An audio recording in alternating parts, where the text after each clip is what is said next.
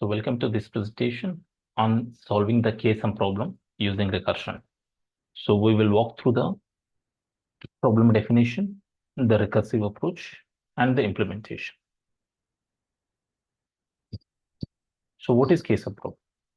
So the K-sum problem is a generalized version of the three-sum problem. That is, given an array of integers, the goal is to find all unique combination of K numbers that add up to a specific target. We will implement this using a recursive approach to solve for any K. So here the key idea is basically how to explore the recursive approach. Okay, so how to find what is the base condition. So the recursive approach is the heart of our solution. So for each element in the array, we treat it as starting element of the combination, then recursively solve for k-1 sum problem for the remaining elements. So when k reduces to 2, we can use simple two-pointer technique to solve the two-sum problem. Okay, so it's basically the recursive solution. So the base case is when k equals to 2. So for every element, so we try to reduce it to, we consider reduce the problem to k-1 sum with a new target minus num I. So here you can see this is the base condition, the two sum, and this is the overall functionality, k-sum recursive. Okay, so here if we get into this k-sum recursive, right? So it is taking three arguments. So array and the target sum and the number of elements we want to make up this target sum.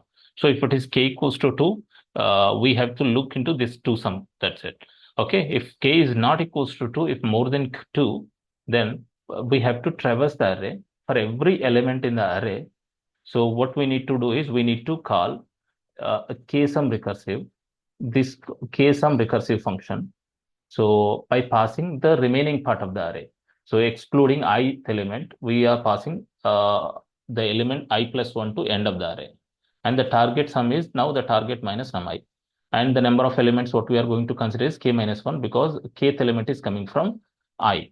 Okay, so whatever the subset we are going to get out of this k-sum recursive, right? So that will be appended to the result along with the num of I element.